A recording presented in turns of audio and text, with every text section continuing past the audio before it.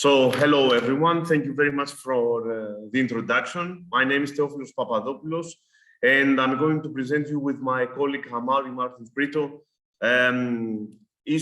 modeling issues and results regarding the simulation of induced voltages and currents on above-ground pipelines caused by overhead transmission lines by using the EMTP and other tools. So, Amauri.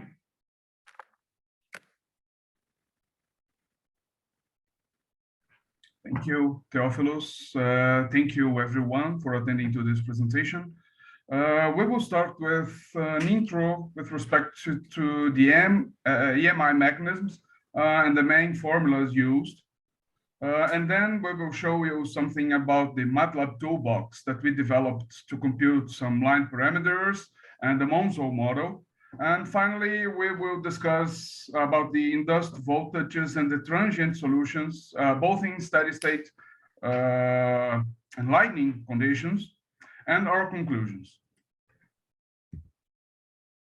The problem of EMI is well represented here in this picture. When we are modeling power systems, sometimes it is very easy to forget that power lines are very large installations and often occupy several kilometers in length and affect their surroundings. Power lines often share the space with other facilities, such as pipelines, and this may cause mutual interferences due to inductive, capacitive, and conductive coupling mechanisms, both in nominal, in load conditions, as well as short circuit, lightning discharges, and other transient phenomena. And here, I show you a real case in Brazil, where we have a pipeline extending for about 40 kilometers in parallel with a 230 and a 138 kV lines. So this is quite real and of interest to the industry. The main interference mechanisms we are concerned with here are the inductive and the capacitive couplings, which are related to the magnetic fields and the electric fields surrounding the energized power line.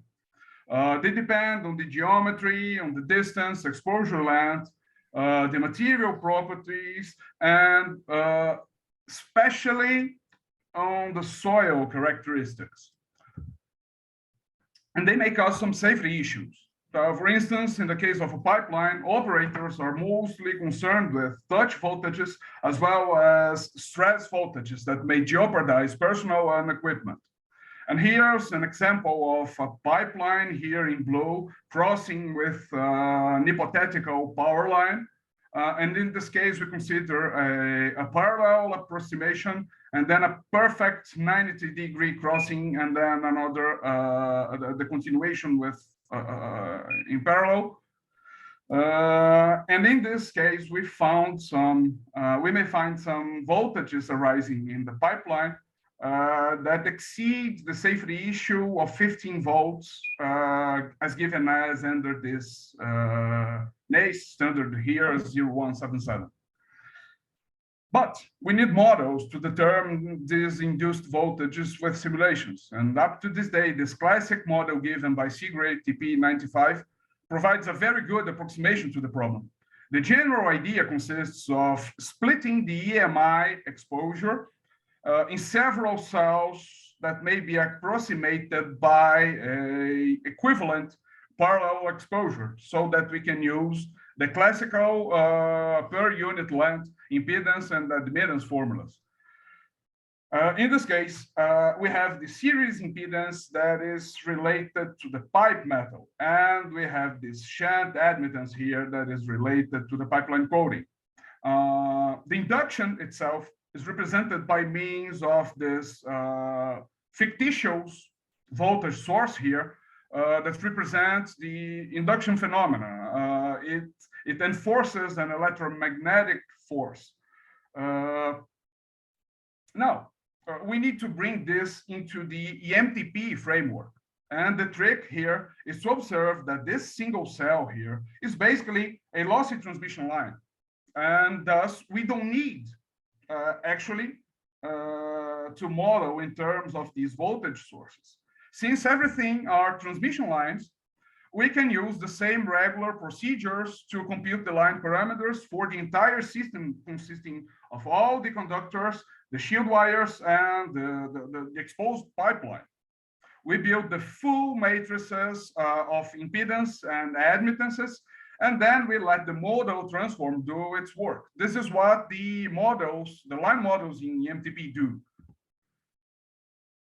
Now, for transient responses, we need to properly represent the Earth effects. In this work, we are using the models proposed by WISE, which account for the imperfect Earth, both in the impedance and the admittance formulas, and also represents the Earth displacement effects by not neglecting the epsilon values of the Earth in the model. We are also evaluating the effects of the soil properties changing with frequency. We have a constant soil model, whereas the name says the parameters, resistivity and permittivity, they do not change with frequency. We have the Longmire-Smith and also the Segre model, which is very recently proposed.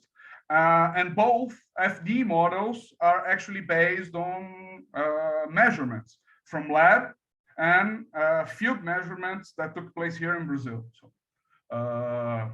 this is quite recent. And to facilitate the construction of these models, we have been working for quite some time in a MATLAB set of programs that we called the Overhead Line Toolbox, OHL Toolbox, which we will release in the next version, we promise, as a friendly program with a GUI interface to make things more straightforward. This is a joint effort that involves the academia and the industry. This is constantly in progress. We have several codes tested and validated with published papers, and we make this available to our fellow scientists through this link here, okay? The GUI version is not yet there, but it will be soon. The toolbox more or less resembles the data entry of the line cable data or the ATP line constants that we are used to. But we add the new possibilities, such as we have different impedance formulas. You can choose up to 10 different models here. We have different admittance models. We have up to 10 frequency-dependent soil models. We can perform our analysis based on the generalized wearable transform, and we very accurately handle the eigenvalue frequency tracing problem. We have several algorithms to choose from.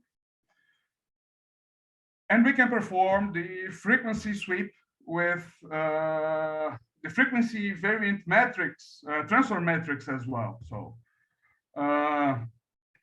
up to this point, we are only working with constant, uniform soil models, okay? But in our next version, we will include the possibility of handling multi-layered structure. This is on the oven. But we have some cool feature here that we introduced in this most recent development, is that from the toolbox, we can output an EMTP compliant MATLAB file, right? So the result from the toolbox may be nicely integrated in the EMTP, in the object line cable data from EMTP, and from there you can use your own model, your own line model, whatever you choose to use. So now I will pass the floor to my friend Theofilos, and he will discuss and show you some results that we obtained. Okay, thank you, Amauri. Yes, the first set of results that we can get from the toolbox, you can see on the slide that on the left side we present the variation of the self-impedance and the mutual impedance against the frequency. And in those two subplots, you can see that we have used we compare actually all the available earth formulation models for the calculation of the impedance parameters, per unit length parameters. For those who knows, you can see that we have included earth approaches that are formulated either in terms of integral formulas or closed form expressions. And you can see the comparisons here. Also, in this case, the user can compare the accuracy, the numerical accuracy of the methods, but also the influence of the displacement currents. On the right side, you can see some plots regarding the self and the mutual admittance terms. Actually, here we have only three approaches. The well-known image theory, where it assumes that the Earth is a perfect conductor, and Wise's method, as Amauri previously analyzed. And also you can see Peterson's method, which is actually an approximation of the integral form of Wise. You can see where Amauri is putting that we have differences mostly in the mutual admittance term. So this imprints that we will gonna have a difference in the induced voltages, which we are going to discuss in the next slides. So in the next slide, we are analyzing the propagation characteristics, and we start from the transformation matrix. As Amauri previously said, in most EMT simulation tools we use, we analyze the transmission line in terms of propagation characteristics. In this step, actually, what we have done, we are analyzing the transformation matrix. We have to have in mind that when we are, in this case, we are analyzing a configuration which includes three-phase conductors, two sky wires, this is a single circuit transmission line, and one pipeline. So in total, we have 6 metallic parts. And thus, from the propagation analysis theory, we expect to have 6 modes of propagation. By analyzing now the transformation matrix, we have ended up that the propagation modes are 2 of them are close to aerial modes. One is a ground mode. The 4th one is a pipeline mode. And the last 2 are interface modes. For example, you can check the mode 3. You can see that we have a return from the Earth. This is a typical ground mode behavior. And this analysis has been performed by analyzing the transformation matrix. So a step forward, the next set of the results, the next slide. Here we analyze the propagation characteristics. And as I said, we have 6 modes of propagation. So on the left side, we have the magnitude of the characteristic impedance and the angle of the characteristic impedance for the 6 modes, which are represented against frequency. On the right side, we have the attenuation constant, the propagation the phase velocity. And you can see, for example, with the yellow color, that mode 3, that is the ground mode, has significantly less velocity compared to the other modes. And then comes the pipeline mode, this is mode 4, and then the rest of the 4 modes. So these results are very useful for the analysis, and the user can take advantage of it. But also our simulation models are based on that. In fact, in the next slide, we are I'm explaining here that we are the simulation model that we have used. We have incorporated in our toolbox. It is based on Laplace domain analysis. So it is a transmission line model. And this is implemented in toolbox, and we use it as the final step in order to calculate voltages, currents, and currents both at steady state and transients. However, and you can see on the right the configuration that we are investigating in this presentation. Of course, the user can implement currently any kind of above ground configuration, either mixed or not. However, a feature of the toolbox is that it can be connected with EMTP. How? By providing matrices of impedance and admittance with any earth formulation, any soil model supported from the toolbox. No model transformation is needed, and these matrices, they are incorporated, they are introduced into EMTP. This is a feature of EMTP 4.2, which reads these MATLAB files and can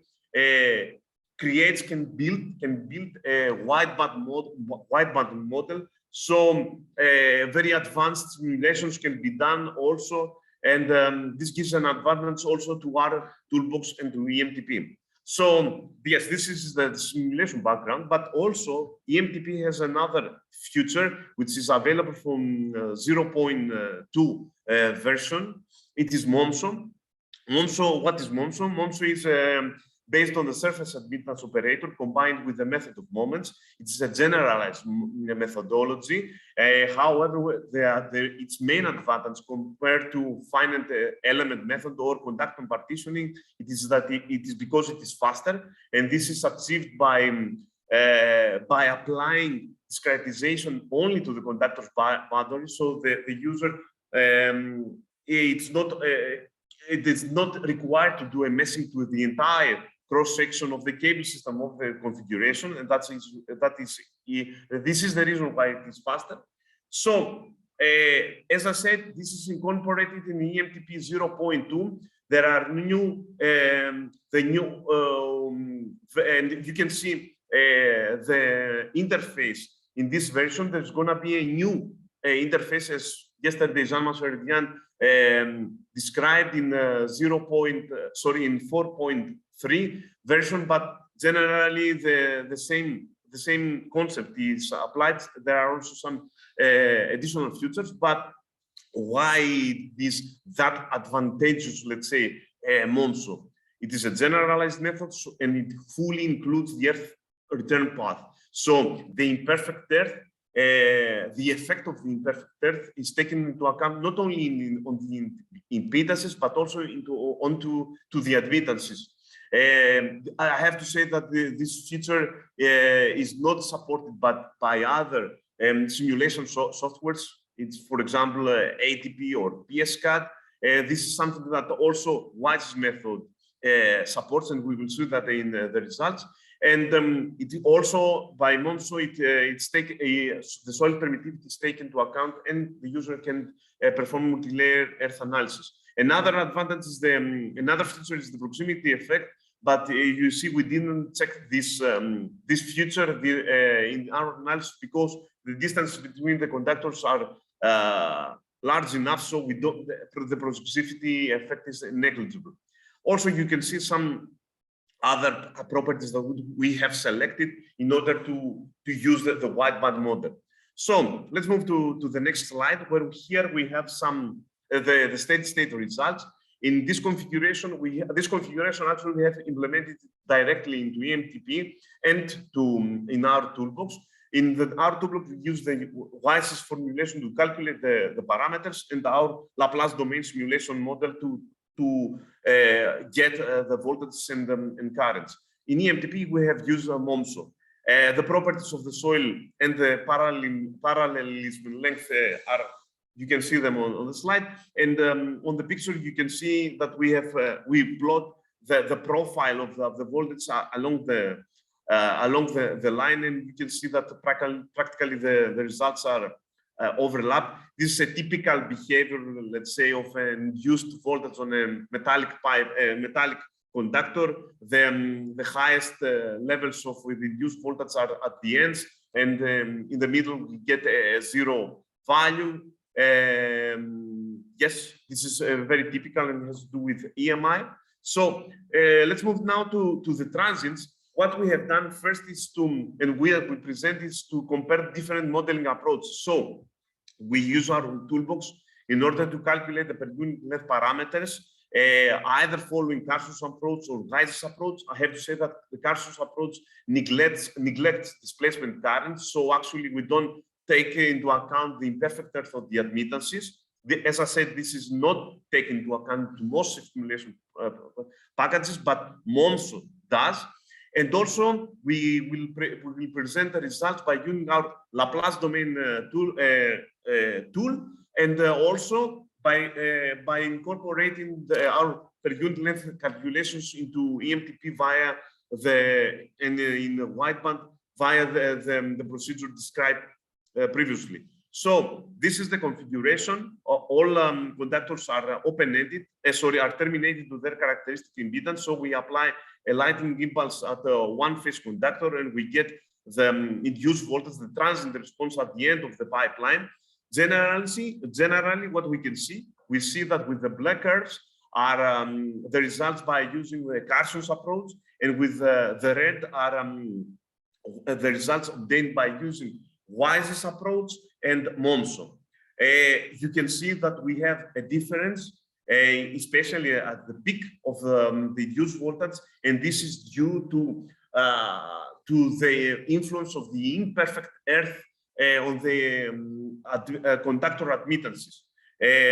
We see also that the Wise's approach and Monson results overlap. The differences are trivial.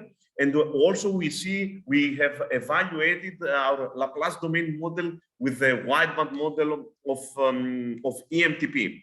So these are 3 very interesting and significant remarks from this analysis.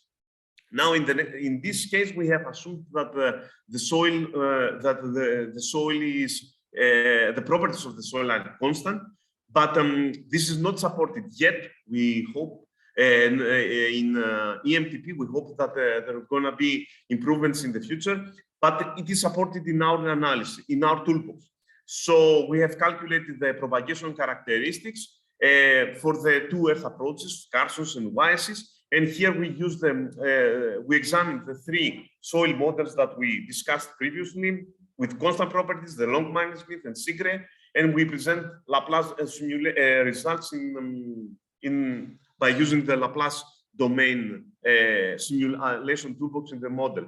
You can see the differences. Generally, with the red color are the results by using the Carson's approach, and with the blue one are the results by using the Wise's approach. There are some differences between the 2 frequency-dependent models and the constant properties model. So the frequency-dependent behavior of Earth must be taken into account. It's something important. And the 2 models, the long Martins-Britto and Sigre, gave us actually the same results. I have to say that, to admit that if we used our toolbox to calculate the parameters and incorporated them into EMTP and using the wideband model, as previously seen, we will get similar results as in our Laplace domain without the Laplace domain model. So EMTP can currently take into account the soil frequency dependency if we introduced our parameters to it calculated in terms of frequency dependent Earth. So to sum up our presentation, what we have seen in this presentation, we have seen that the EMTP framework can be a viable approach for EMI analysis with excellent performance gain in comparison to other state-of-the-art methods like FTDD methods.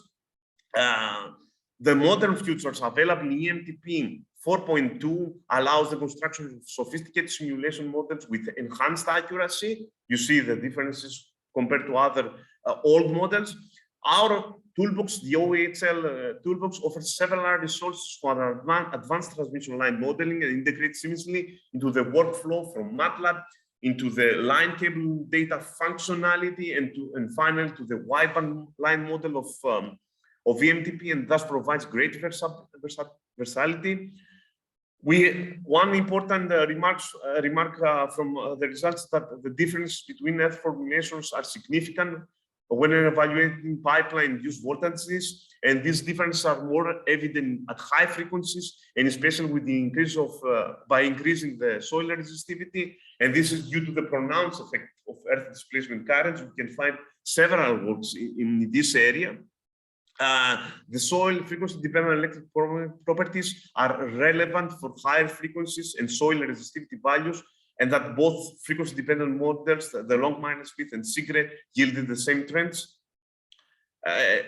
We have validated our wisest formulation, which is supported in our toolbox by doing comparisons with a completely different approach, more generic, the Monso method. And in our future plans, in our future work, we will focus our research on multi-layered soil models and also incorporate these models into the toolbox.